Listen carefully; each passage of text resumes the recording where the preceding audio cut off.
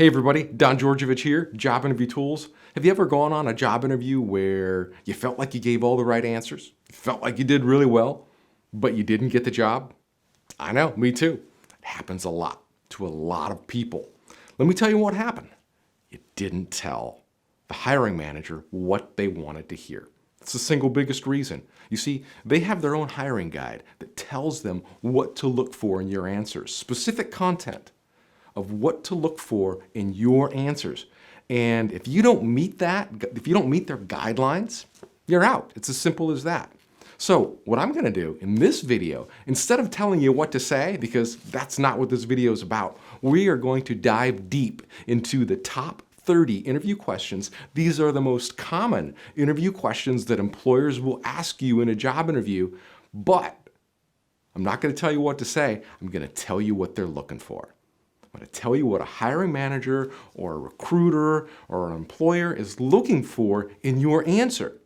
And then all you have to do is take that information and craft your own responses based on your experience, and you'll have a totally natural, genuine answer that will just wow any employer. Now, before we get started, I want to give you the secret combination to interview success. Write this down. It's 7, 38, 55. That's right, 7, 38, 55. And you're probably like, Don, what the heck are you talking about? What are those numbers? Well, I'm gonna tell you. Those are the 3 elements of communicating in a job interview. You see, most people don't realize this, but your body is doing most of the communicating. That's right, your body, your posture is doing 55% of the communicating in a job interview. 38% is related to voice and tone. So if you've got a monotone voice like this, you're getting a 0 there on the 38%. But if you beef up that voice and you talk real strong and you enunciate your words, then you're delivering at a much higher level. And then only 7% of your answer is related to the actual content. That's right, only 7%. So write that down, 7, 38, 55. 7% related to content, 38% related to voice and tone that you use in an interview, and then 55% is related to your body language. So you want to have good posture, you want to sit up straight, you want to keep those shoulders back, and you want to, when you get into that posture and that position, that just makes you feel more confident, and then that makes your voice and your tone come out stronger and clearer. That's how you succeed. But I'll tell you, most people are so frightened when they go into a job interview that they just sit there like this and they talk like this and they have a real monotone voice and they get a 0% on the 38 of the tone and they get a 0 on the body language, 55%. So an interviewer is only hearing their content, and that's only 7% of the answer. I didn't make this stuff up. This is science. This is totally science-backed. Go look up the rule 73855 on the internet. Get some more information on body language. That's all I'm going to spend on it. But what we're going to do is we're going to jump into the top 30 interview questions right now, and I'm going to tell you exactly what employers are looking for in your answer. So the first one we have here, tell me about yourself. Now, this is one of the most common interview questions. It's a good icebreaker question, but what an employer is looking for is they want to hear about your journey through your career. They want to hear what got you interested in what you're doing. So if you're in finance, they want to hear why you like finance, why you're passionate about finance, and where you're going. If you're in healthcare, they want to hear what you're passionate about healthcare. Maybe you like helping people, whatever. That's what they want to hear. So you don't want to just give them a whole bunch of blah, blah, blah about I've done this and I've done that. Share your passion with them. Tell them what got you excited, when it got you excited, and what you did about it, and the journey you went through in your career to develop that passion. That's the best way to answer. Tell me about yourself, because that's what they're looking for in your answer. Next one.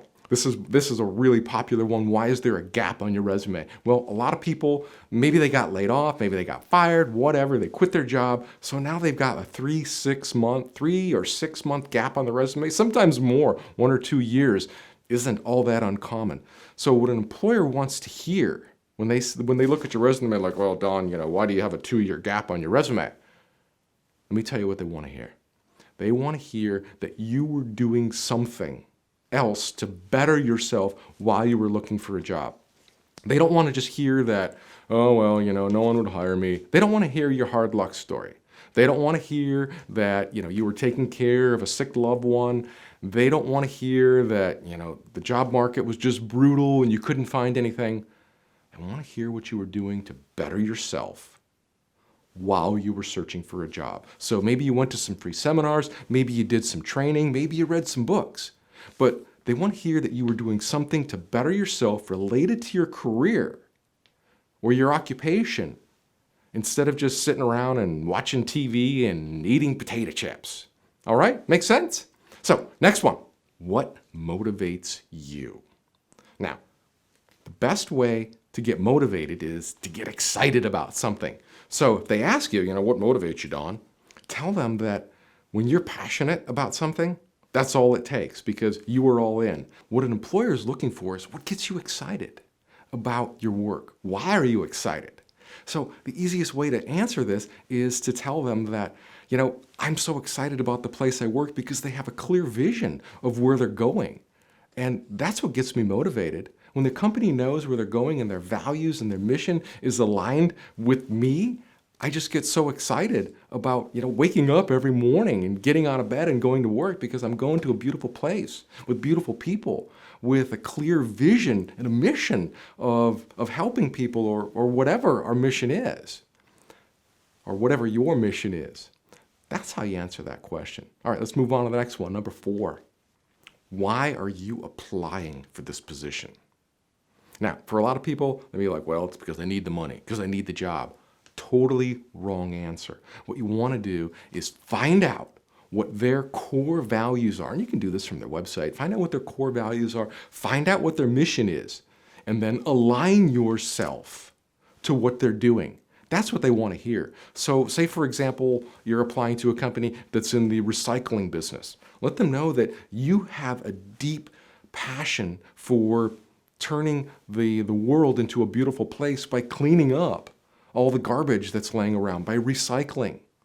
Share with them your passion for a beautiful green planet. Let them know that their values are aligned with your values. And that's how you answer why you are applying for this position. It's because you're aligned with them. Okay, so next one here, number 5. Walk us through your resume. Now, they don't want you to read your resume. They don't want you to look at it and just read right through it. All they really want is just a recap of your experience. So the best place to start off with this is at the very beginning and start off with your education and just say, I went to such and such school. These are some of the things I did. And don't spend a lot of time there. Just briefly cover your school, cover some grades, maybe some clubs that you were in, and then talk about what you did after college, the next job that you had, and then any subsequent jobs all the way up to the present. That's all. It's a simple question. That's all they want to hear, but they don't want you to read your resume. So you shouldn't be looking at it while you're answering this question. You should be able to do it from memory. I mean, it's your resume, right? It's all about you. You should be able to just talk them through. And you can even ask them, would you like me to start at the beginning or the end? Or you can just tell them, I'm going to start at the very beginning with college, and then you can just follow along with me from there, and then just, briefly walk them through. It shouldn't take you more than a minute. Okay, next one, number 6. Why do you want to work here? The key to answering this question is to align yourself with where they're going, with where this company is going. So you have to find out. You might have to ask some questions. You might want to do some research on the company. And what are their values? What is their mission? Where are they going? What do they want to do? And you want to align yourself with where they're going. And by doing that, that will make you see them as someone who can contribute to their overall mission, their projects, or whatever it is they're trying to do. Align yourself with them. That's what they're looking for in your answer. Okay, next one here, number 7. Why are you the best person for the job? Now, for most people, this is going to hit them like a ton of bricks because they're going to start second-guessing themselves, and they're going to end up giving a subpar answer because they're going to feel like that they're not the best person. But let me tell you, what an employer wants to hear is that you understand them. So throughout the interview process, try to understand what their pains and their problems are and what they're trying to do. So when they ask you this question, you can relate that back to them and say, well, Mr. Employer, I understand what you're trying to do. I understand what your values are. And these are a lot of the things that I've done. I know how to do this stuff very well, perhaps, better than anyone. I don't really know, but I'm very good at it. Here's why. Give them some examples of the things that you've done before that are related to what they're trying to do. That's what they want to hear.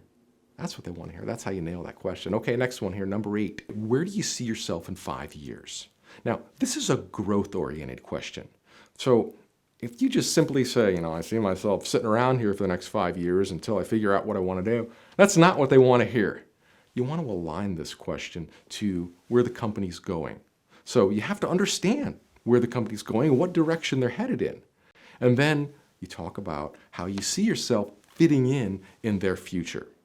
Just simple as that, not too hard. All right, next one here, number 9. What interests you about this position? Don't just tell them, I'm interested in a job or I need the money. Relate this to what the company is doing.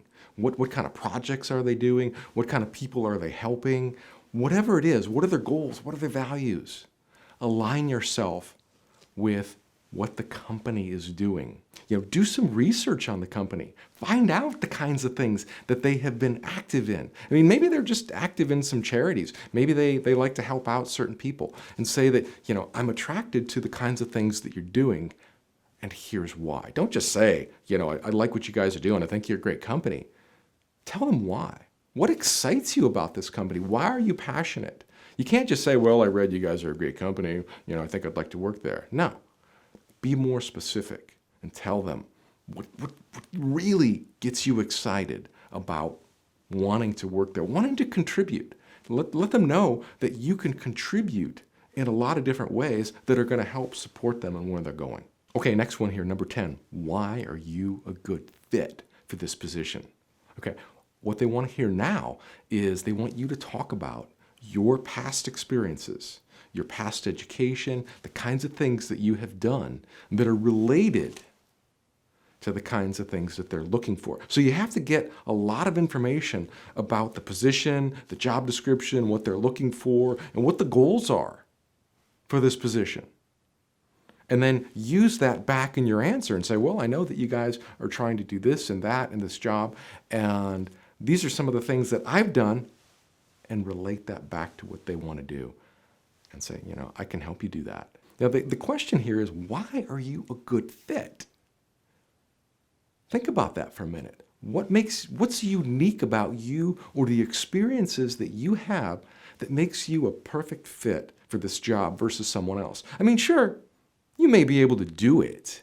Yeah, I can figure it out. But that's not what they want to hear. They want to know what kinds of things that you have done that make you a good fit. So talk about those things. Relate your past experiences back to what they're looking for. It's as simple as that. Okay, next one here, number 11. Tell me about a time where you dealt with a tough challenge. Now this is a behavioral question. You want to answer this using the STAR format. STAR, situation, task, action, and result. So the first thing you want to do is talk about a situation that you had, that you were experienced in, where there was a challenge. And then you want to talk about the action that you took and what you did to solve this problem. And then you want to wrap that up with the result and tell them how it turned out. So you could relate this to anything, but this is a behavioral question. And you want to use that specific STAR format of a situation that you worked in, a task, and how it all turned out. So they want to hear about one of your past experiences where, the chips were down, things were tough, it wasn't working out, and you had to come through, pull through, save the day, whatever it was. That's how you answer that question. Don't just tell them how you would deal with a tough question or a tough challenge, but tell them how you have dealt with one. That's what they want to hear. Next one here, number 12. Why should we hire you? I guarantee you're probably going to get asked this question, but it'll most likely come near the end of the interview, after they've had a chance to build up some rapport, and they're actually thinking that, you might be okay. So why should we hire you? Now, this is your chance to sell yourself, but you have to understand what they're looking for. You have to understand all the pains and the problems that they're experiencing and where they want to grow or what the mission is. And then you want to relate that back to them. You want to relate back why you feel you are a good fit for them and why you're going to help them. How are you going to help them grow? I mean, that's really what the question is. Why should we hire you? I mean, anyone can do the job, maybe. Why couldn't you do it better? So why should we pick you over these 5 other people? Well, you don't know what those other 5 people can do. So you need to worry about you and what you can do and what makes you unique. So try to pick out unique things about your experiences. I mean, I used to do this too. When I would interview for jobs and they would ask me, why should we hire you, Don? I'd say, well, because I can do this, this, and this, which met their core objectives. And then there were some other things that I could do really well that weren't necessarily a requirement, but they were a nice to have. And so I would talk about those extra things too. And so I came through as a complete package. I just didn't have what they were looking for. I had more than what they were looking for. So there was like they were getting extra things for free. That's how you answer that question. All right, let's move on to the next one here. Number 13, what are your weaknesses? And this one breaks everybody. You don't want to just go in there and tell them that, you have a short temper or whatever. The best way to answer this question is to talk about a weakness that you had that you have already overcome and walk them through it. Now, it's better if you have a weakness, and there's 2 ways. There's actually 2 ways you can answer this. You can talk about a weakness that isn't related to the job and what you did to overcome it, and that it's not a weakness anymore. That way they can see progression. That's what they really want in this answer. They want to see progression. That you had a problem, you addressed it, and now it's not a problem anymore. You can also pick a problem that is related to your work. Like, maybe you're in sales and, maybe you kind of used to be nervous in front of customers and you learned to overcome that and, now you're a top salesperson. That's all I want to hear. Just walk them through a problem you had, what you did to solve it, and that it's not a problem anymore. All right, next one here, number 14. Tell me about a time where you went above and beyond. So what they're trying to get away from is you talking about your daily duties. Because everybody likes to talk about what they do on their job. Well, going above and beyond is going above and beyond your daily duties. So don't just give them some lame story about how you do your job. Again, this is another behavioral question. Situation, task, action, and result. Now, the situation and the task, those are one and the same. So it's either situation or task, action, and result. So there's 3 parts to that behavioral question. So you want to talk about a time where maybe things were going normal. Everything was going fine on a project, and then you got hit with something totally out of left field and totally unexpected. And, maybe you had to do something. Maybe you had to go communicate with a bunch of people that you didn't normally have to do. Or maybe you had to fly somewhere. Or maybe you had to go out and give a presentation. Whatever it was, talk about something extraordinary. Something that, you really had to go out and make a big difference. Or the project was going to fail. Whatever it was. All right? So don't talk about a job description or daily duty. Talk about something extraordinary. All right, number 15, tell me about a time when you reached a goal. We're halfway through. We got 15 more to go. So tell me about a time where you reached a goal. So what they really want to hear is that you set goals. Most people don't even set goals. They just kind of show up and they work. So talk about how you set goals. Talk about your process that you use for setting goals, and then tell them how you applied that process to a project or something and how you worked towards achieving that goal. All right, number 16, why did you leave your last job? Now, there's probably a lot of reasons. I mean, maybe you got fired, maybe you got laid off, maybe you just couldn't stand it there and you quit. Or maybe you just got bored there. Or maybe you outgrew it. But one of the best reasons to explain why you left is that you were seeking greater challenges. That's really what they want to hear. They don't really want to hear that you got fired, but hey, if you were fired, just tell them. Say, I was let go from my last job because. because maybe I wasn't meeting my monthly quotas, or maybe I just wasn't delivering to the level they needed me to deliver at, or maybe they just eliminated the position. But what the interviewer wants to hear is your reasons for transitioning from one job to the next. And ideally, what they're looking for is that you're growth-minded and that you're seeking more opportunities, greater responsibilities. So don't lie about, why you transitioned from one company. If you're laid off, tell them you got laid off. You're fired, you got fired. But ideally, what they want to hear is, why you transitioned from one company to the next. And they're hoping that you say something like, I kind of just outgrew it and I was looking for more responsibilities and I couldn't get that over here and I had more opportunities over here. And that's what they want to hear. Okay, next one here, number 17. What are your strengths, or what are your greatest strengths? So this is another great opportunity for you to share what makes you so unique. What are you really good at? Are you really good at leading? Are you good at designing? Are you good at managing people? Whatever it is. But the key here is you want to tie it to what they're looking for. So you probably have a lot of great strengths. Many, many strengths. We all do.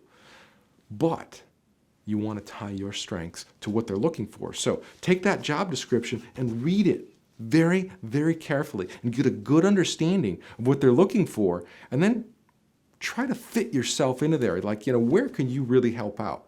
Where can you help out the best? And those would be your greatest strengths. Relate those back to them in the interview, but talking about things that they want to accomplish and why you are a good fit and why your past experiences have prepared you for this like no one else. All right, next one here, number 18. What are you most proud of? Now, let me tell you what they don't want to hear. They don't want to hear that, you're a proud father of 4 children or anything like that. What they want to hear is, what are you proud about of the things that you have done? Your contributions to, maybe society, the past place that you worked at. What are you most proud of? Where did you make a difference? Where did you make a difference in someone's life or on a project or in a goal? What specifically? Why are you proud? What have you done? And being proud could just be simply, I'm so proud I achieved my master's degree and I got it from Stanford. That's just the highlight of my life. Whatever it is. And it doesn't have to be super great. It's just something that means a lot to you. But keep it business related or career related and not so much family related, because, they don't really want to hear about, how proud you are of a parent, or that, you just gave birth to a new child. I mean, those are great. Those are beautiful things. But that's not what they're looking for in the interview. So keep it career-minded. All right, so next one here, number 19. Describe what you do in your current job. Now, don't give them a rundown of all your daily duties. Give them a rundown of the things you do that are related to what they're looking for. So in some cases, maybe only 30% of what you do in your daily job is related to what they're looking for someone to do in this job. So just talk about that 30%, or 50 or 10 or whatever the number is. But talk about what you do as it's related to what they're looking for. That's what they want to hear in your answer. All right, next one here, number 20. What is your management style? Now, they're not going to ask this question of everybody. It's a common question, but if you're going in for a team lead position, project management, or manager position, they're going to ask you, what is your management style? And what they're really testing for is, do you even have a style? Have you really managed enough people? Have you been managing long enough in your career that you actually have a style of management? And whatever your style is, it's irrelevant. I mean, if you're a micromanager or you're a hands-off manager, or you're an open door manager, whatever it is. But be genuine in, what makes you a good manager and why you manage this way and why you like to manage this way. And give some examples. Talk them through some of your management exercises or some of your meetings and why you believe in your method of managing it and why it's effective and why it works for you. That's really what they want to hear. They don't really care what your actual style is, but they want to hear the depth of your experience. Because the people who have not managed before, they don't have a management style. So if I'm interviewing a manager and I ask you, what's your management style? And you're like, well, I don't know. That just tells me you haven't managed. So I want to hear what you've done, how you've done it, and why you like it, why you manage that way, and why you feel it's effective. Okay? Number 21 here, tell me about a mistake that you made. Now, they don't want to hear about a mistake that you made at home. You want to keep this career related, and you don't want to tell them that, you accidentally put black toner in where the blue toner went in the copy machine. Give them something to chew on. Give them a mistake where you made that you wish you wouldn't have, but you screwed up, and then what you did to solve it. What did you do to recover from that mistake? Because people are going to make mistakes. We all make mistakes. I make mistakes. But how well do you recover from your mistakes? Do you just make mistakes and dump them on other people's lap? Or do you take care of the problem? That's what they want to hear. So walk them through a time where you screwed up and the heat was on, there's pressure, and then walk them through what you did to recover from your mistake and that everything was okay. But again, that's a behavioral question. Situation or task, action and result. Walk them through just a quick little scenario of how you did that. All right, next one here, number 22. What are you passionate about? Now, if you think about that, it's like, oh man, I'm passionate about a lot of things. So there's a couple of different ways you can go. I like to align my answer with the company's values, their goals, their mission, whatever it is. And I like my passion to be consistent with what theirs. I mean, I might be passionate about other things too, and that's okay. But I should also be passionate about this company and what they're trying to do. And what this is doing is this is weeding out people. This is a question to weed out candidates who aren't aligned with their company culture. For example, let's say you're interviewing for a company, that makes and sells pet supplies. If you're not passionate about animals and kitty cats and bunnies and dogs, then you're not aligned with this company's values, and they're not going to be interested in you. But if you go in there and, to a company that makes pet supplies and stuff and say, I just love animals. I have lots of animals. I have lots of kitty cats and dogs, and I just love animals. Now you're aligning yourself with their culture. And that's what they're looking for. Because when you're passionate about what they do, you're fundamentally aligned with the core values, and that's the kind of person they're looking for in this job. Makes sense, right? That's pretty easy. All right, next one here, number 23. What do you know about our company? You better know something. You should do some research on the company before you get there. I mean, unless it's like a really big company like Amazon or Google or Microsoft, then it's pretty easy to get some information about them. But for a lot of us, we're just interviewing for a smaller company that's relatively unknown. So you want to do some research. You want to research that company every which way. Try to find articles that have been written about them. Maybe magazines have done some write-ups on them, or just even local newspapers. But do your research and try to find out things that they've done or things that they've been recognized for. Don't just say, well, I hear you guys are really good at making shoes. Go deeper than that. Find out that, maybe they are a company that makes shoes, but maybe they also donated 1,000 pairs to some homeless shelters.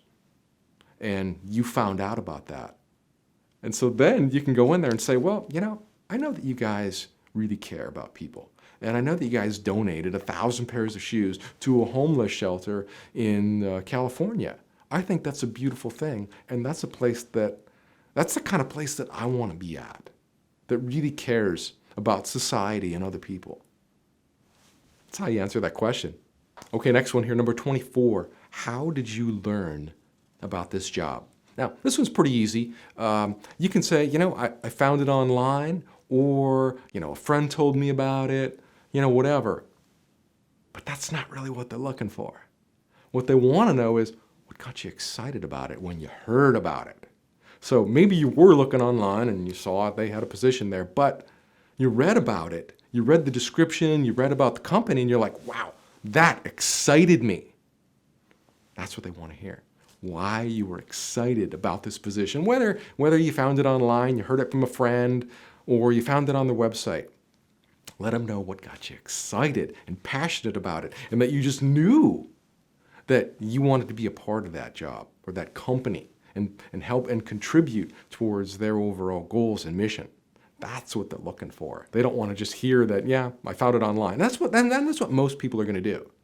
You go into the interview like, well, Don, how'd you find out about it? Well, I found it online. Oh, that answer's dead. That's a dud answer. Dig deeper. Tell them where you found it, but I was passionate about it. I was excited about it. It got me excited, and I couldn't wait to apply. All right, next one here, number 25. What are your salary requirements? For whatever reason, this question freaks everyone out because they don't want to give a number that's too high. It's in fear of falling out of consideration. They also don't want to give a number that's too low. They might think you're too cheap. They want to find that midpoint, but they don't know where to go. So there's a couple things you can do. If it's a fairly common type of job, you can use a website. It's called salary.com, and you can get an idea of what that position is paying in your geographical area. But chances are you already have a fair idea. But what I like to do, best way to answer what kind of salary are you looking for, is to simply give them a range. So let's say you were making $70,000 before, and you kind of think that maybe this position is in the 75 or 80 range, or maybe it's in the 65 range, I don't know. Give them a range. Say, I'm looking anywhere between 65 and 85,000. That way you've got a $20,000 span where you kind of cover the low end, that's like the least I'm willing to take, and then you have a high end that's got some room that shows that, you're willing to accept something a little bit higher as well. That's all there is to it. But give them a range that works for you. Don't sell yourself short. So if this job only pays $50,000 and you're used to making 80, I might say, my range is, between, 65 and 85,000 or 70 and 90. And immediately you price yourself out of the range. But what's the point in continuing this job interview process if you know they're only willing to pay 50 and you're used to making 80 and you're not willing to take that? So you kind of have to balance that out as to where you want to be, but give them a range that usually spans about $20,000, and that's your safest bet. Okay? All right, number 26 here. How do you deal with pressure? Now, this is a behavioral question somewhat in disguise.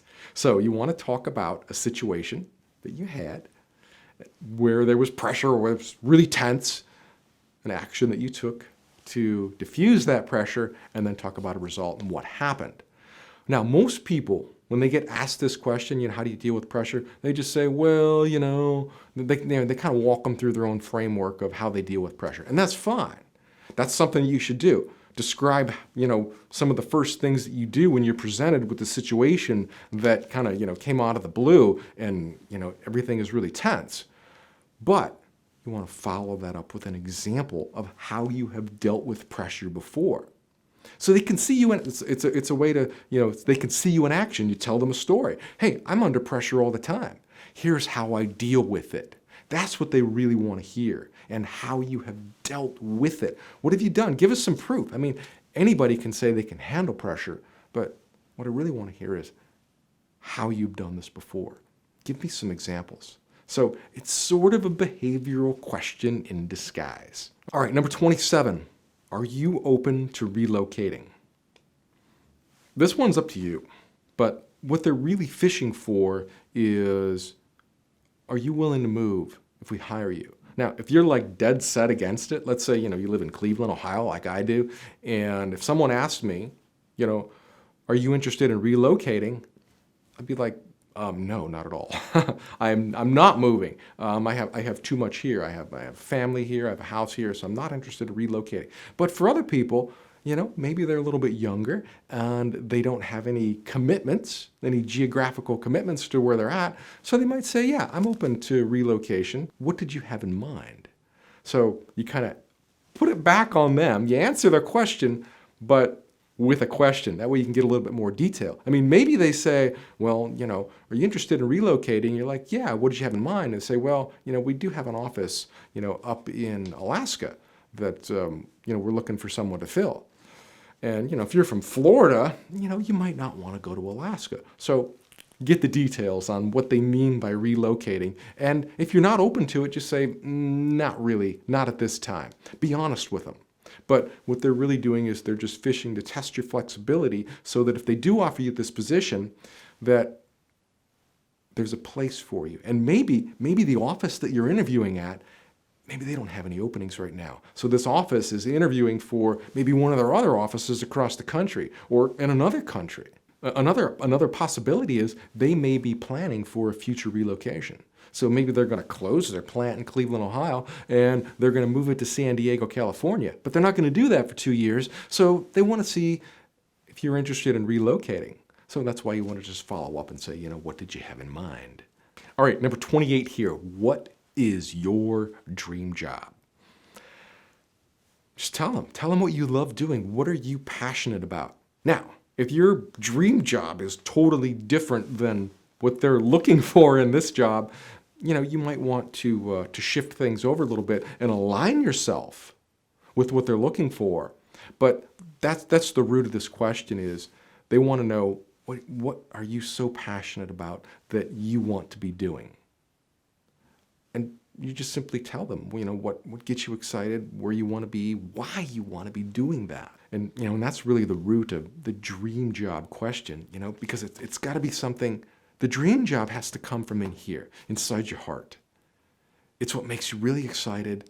You love getting up every morning. You just can't wait to do, whatever it is. Whether it's work in an animal shelter, whether it's work in a hospital and take care of people, whatever it is that you're passionate about and where you want to be, describe that back to them. Now, if what you want to be doing is completely different than what they want you to be doing, you might want to balance that out and think about it from their perspective. If you say, I want to be working in an animal shelter and helping animals and rescue dogs, but this is a company that builds medical devices or whatever. I don't know. You're not aligned. Do you see how they're kind of dissimilar? So try to align your passions with their mission and what they're doing. And that's the key to answering that question. Number 29, why are you changing careers? So all they're really looking for is what wasn't fulfilling about your old career and what are you looking for in a new career that is going to fulfill you. It's as simple as that. I mean, why else do people change careers? Because they're getting tired of what they used to do, which means it's not fulfilling for them anymore. It's not getting them excited to wake up in the morning and go do, whatever they do. Lack of fulfillment. So what is going to be fulfilling about this new job or this new career for you? That's all they want to hear. So that's the one key thing that most people miss. They just say, well, I got tired of my old job, so I'm looking for something new. Now, you want to say, in my old job, I used to love doing blank. And tell them what you loved about your old job. But, after a while, it just wasn't as engaging. It wasn't as fulfilling anymore. It didn't fill me up inside. Didn't make me happy anymore. And working that job, I've kind of realized that I have a new passion about, blank, whatever that is. And, that should be what this new company is about and what they're looking to hire for. So talk about the transition. What made you excited about your old job, and then kind of how that faded away. Naturally, it's just human nature for us to get tired of doing things. We want some variety in our life, so we want to move into something new. It's best if you don't talk about money. I don't really like responses that say, well, I wasn't making a lot of money in my old job, so I thought I'd do this. Don't make it about money. Make it about what's in here, in your heart. What made you passionate about your old job and how that kind of just faded away, didn't fill you up anymore, wasn't, the variety wasn't there anymore.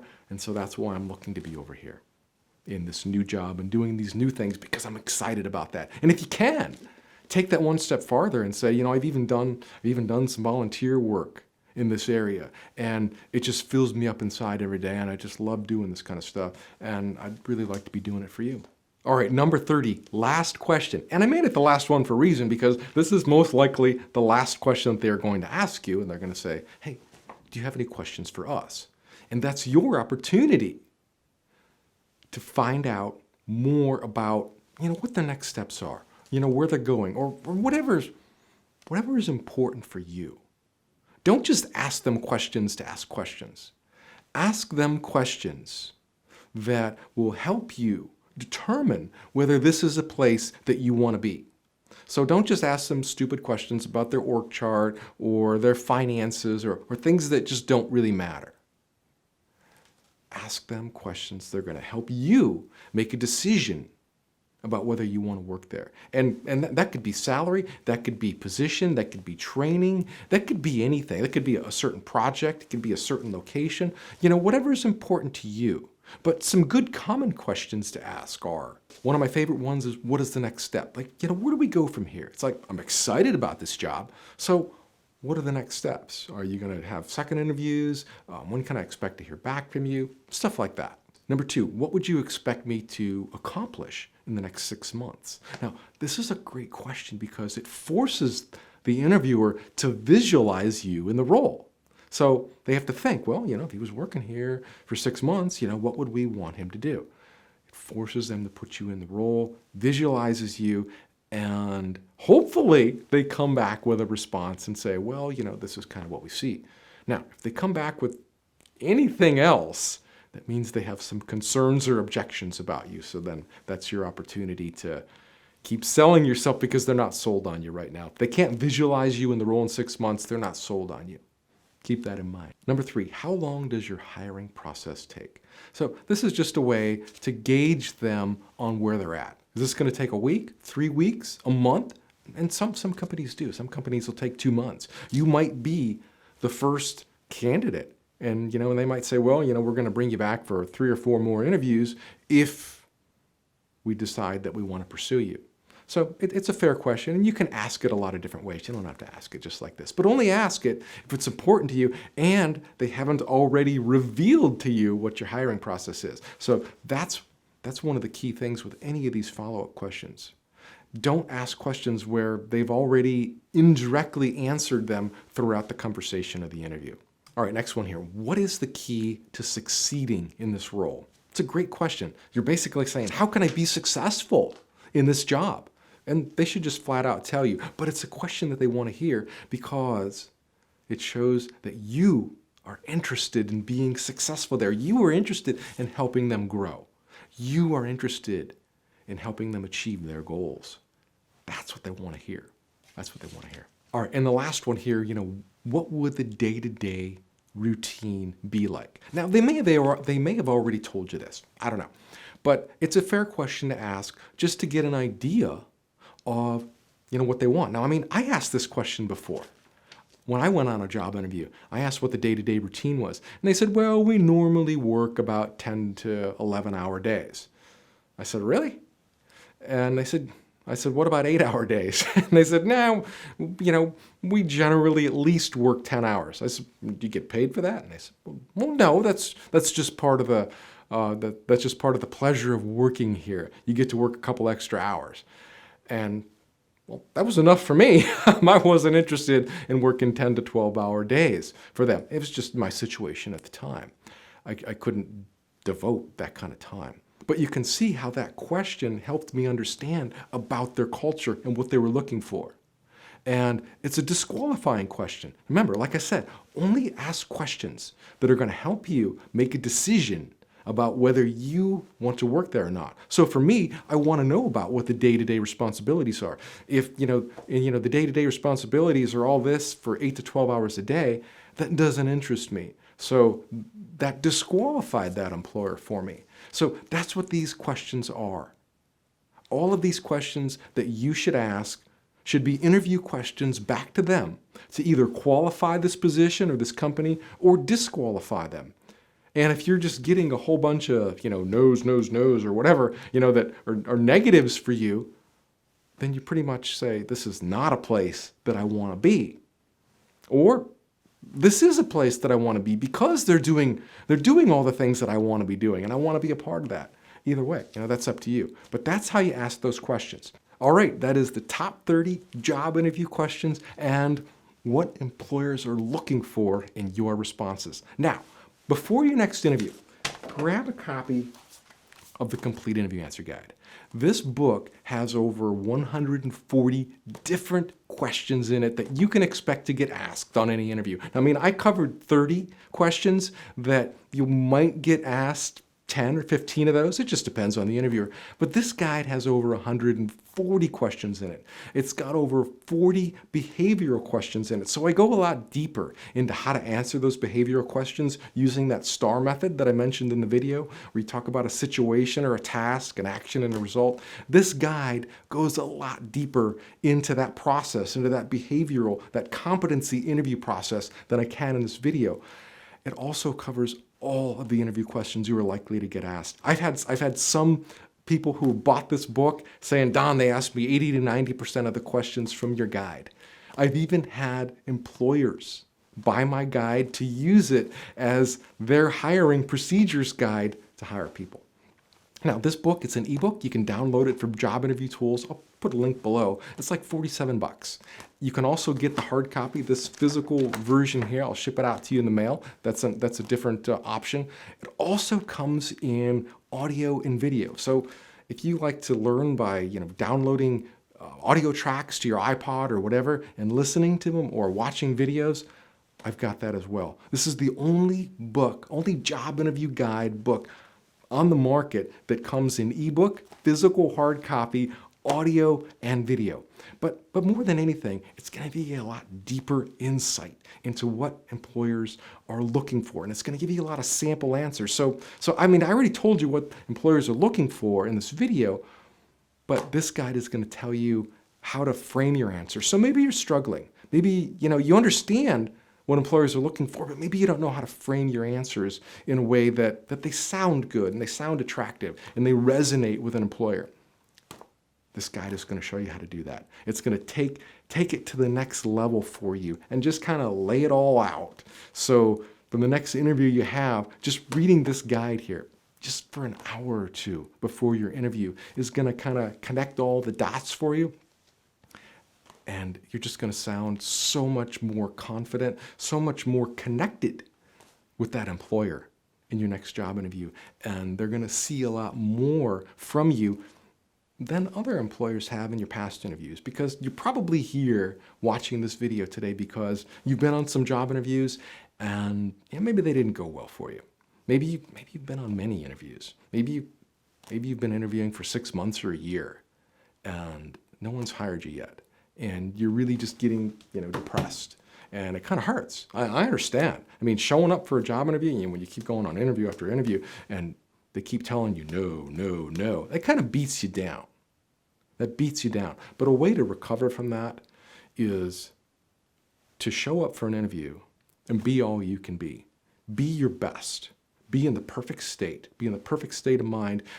Make sure you have done all of the work, all of your homework, all the preparation steps that you could possibly do to prepare for the interview. So when you go in there, you're delivering your very best and feel good about delivering your best. Take it to that level. So whether they hire you or not, you feel inside that you did your very best, and nobody can take that away from you. Nobody. That's how you win, and that's how you build. So every interview you go on, whether you get the job or not, learn something. Learn a little bit from each interview. So if you fail, 4 or 5 interviews, don't let that be a reflection on you, because employers, they're fickle. Out of, 10 employers, maybe 3 or 4 of them really had no interest in hiring you at all. And maybe that job was just set aside for someone else. So just because you didn't get the offer, don't let that be a reflection on your abilities, your skills, your experience, your passion. Because when you let those interviews reflect negatively on you, they beat you down. They beat you down, and then you don't want to interview anymore. And then you just kind of show up and you just you just sit there and you say, well, my name is Don and I'm here for a job interview. No, you have to be passionate for every interview you go on. Remember what we talked about in the beginning of this video about the 7-38-55 rule? Body language, 55%. You need to be alive. You need to have good posture, sit up straight, use your arms when you talk, be alive. And then 38% voice, tone. Express yourself, enunciate your words. Don't just sit there and talk like this. Be alive. And then, like I said, 7% is just content, just your words. So you can take some pretty mediocre answers and brighten them up with your body language and your vocal tones and your inflection, and even just the lamest answers will come alive and people will be excited about it because you're up there using your hands and your body and you're presenting yourself, and they get attracted to that. I mean, who are you going to get attracted to? The person who sits there and talks like this, or somebody who's really full of life, breathing life into that room in exciting, passionate ways? That's how you succeed. That's how you succeed in the interview. That's all I have for you today. I know this was a super long video, longer than I ever do, but I think it's going to help you a lot. So good luck on your next interview, and I'll see you in the next video. Bye now.